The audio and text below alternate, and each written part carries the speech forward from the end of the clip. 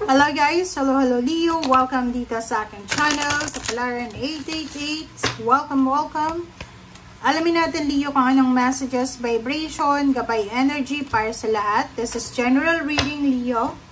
And thank you sa lahat ng Leo na patuloy na sumusubaybay sa akin. And doon sa mga Leo na patuloy na nagla-like and share, nag-subscribe, hindi nag-skip ng ads.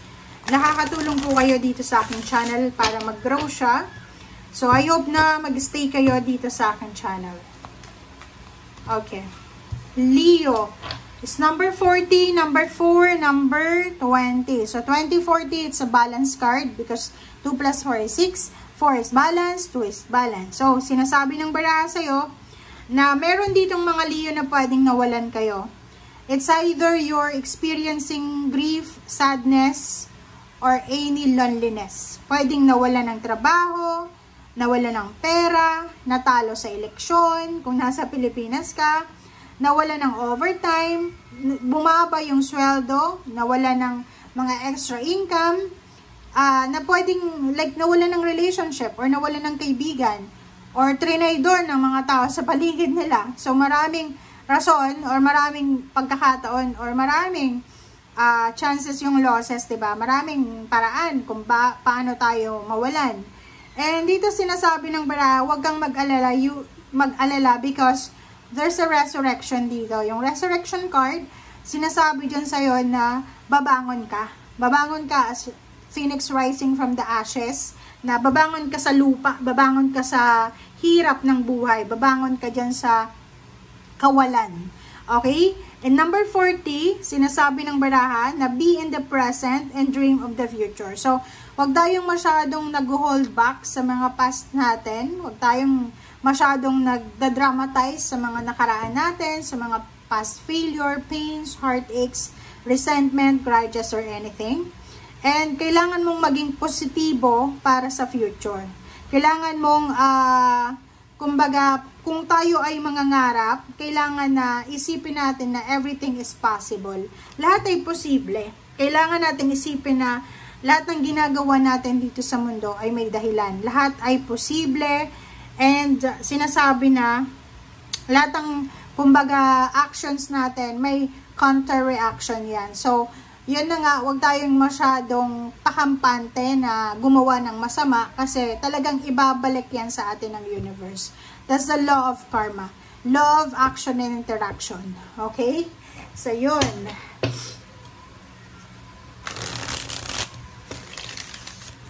Okay. Leo.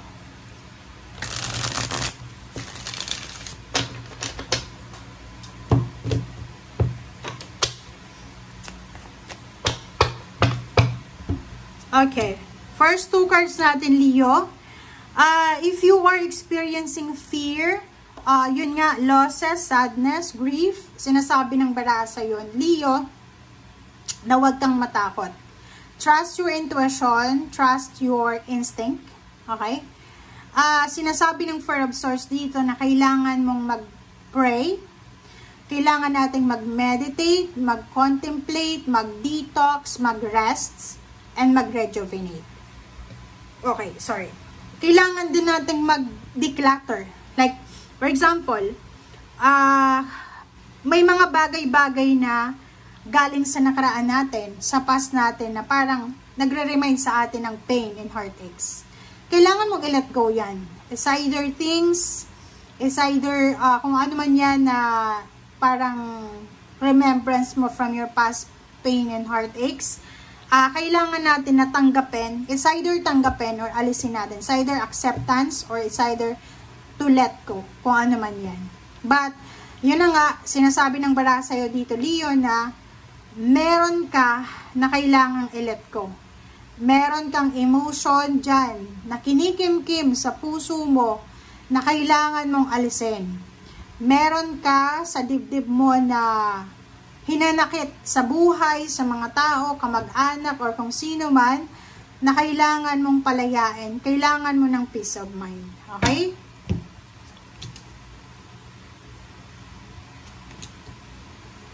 Okay, Nine of Rods, and then the Devil. Dito sa barahang to, sinasabi ng Nine of Rods, ang Nine of Rods and the Devil, sinasabi na meron sa inyo na temptation, na sumuko. Meron ditong Leo na kailangan nyo Leo bawasan to or kumbaga i-let go ito. Kasi yung pagiging tamad Leo, or tatamarin ka talaga. Pag nakaramdam ka ng parang feeling mo, wala ka namang, like pagkagising mo lang sa umaga, nakatulog ka ng mahabang oras, tapos pagkagising mo, sobrang feeling mo, tinatamad ka. Ang gawin mo, maligo ka, and then, kung pwede lang, maligo ka ng tubig na may asin. Or kung malapit ka lang sa dagat, maligo ka lang sa dagat. Or maybe mag-expose ka sa sunlight. Kasi ano yan the devil yan, temptation yan. Nakikita ko sa'yo dito, yun yung kailangan mong labanan, yung katamaran. Kasi, ang dami mong goals, ang dami mong gustong gawin.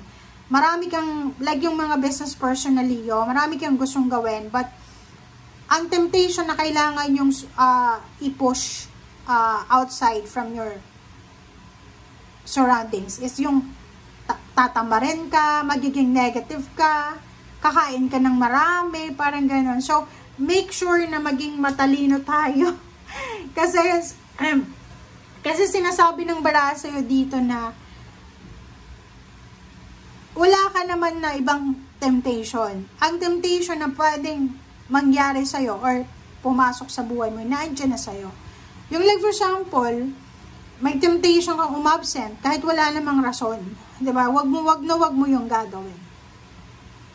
Wheel of Fortune, sinasabi ng baraha na nandito yung Wheel of Fortune, nandito yung pag-iikot ng wheel.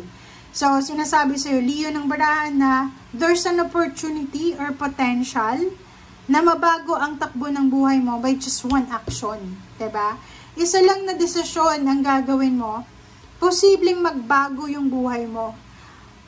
Iwasan mo lang tong mga temptation sa buhay mo, maybe third party or any types ng temptation na yan, talagang magbabago ang takbo ng buhay mo.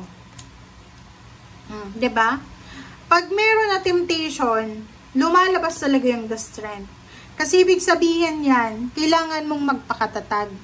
Kailangan mong maging strong, maging, alam mong tawag dyan, maging strong tayo, maging consistent tayo sa actions natin, persistent, parang ganon. Maging driven, motivated ka, determinado ka na umiwas sa tukso, parang ganon. Page of Pentacles and Eight of Cups. Meron ditong incoming na travel with your family. Travel ito, maybe international or local, or maybe relocation. Or maybe nakikita ko ikaw kasama yung mga anak mo or asawa or family kayo ay magta-travel very, very far. Maybe yung anak mo maghahanap ng trabaho or ikaw ay posibleng for leisure or for vacation. Wow! And last cards natin is Zero the Fool, Eight of Wands, and Ace of Cups. Leo, ang baraha mong ito ay nagsasabi na isang good news ang posibleng darating sa'yo. This is a good news about relationship. This is the good news na matagal mo na siyang gustong makuha. Ibig sabihin, dito sa Eight of Cups, sinasabi ng Eight of Cups dito na meron dito na level up ng emotion. So, maybe may good news dito na darating sa'yo na itong good news na to ay pwedeng makatulong sa'yo sa iyong relationship with your family, with friends, or sa office mates or sa workmates, parang ganon. And yung Eight of Rods na yan, this is new communication or maybe makakatanggap ka ng messages, email, chat, call na pwedeng magbigay sa'yo ng sobra-sobrang happiness. 'Di ba? Or maybe this is travel talaga, international travel or anything na related sa trabaho. So maybe may job offer, international, or maybe may job offer sa malayong lugar, or maybe may job offer or financial offer, or maybe, ano bang tawag dyan?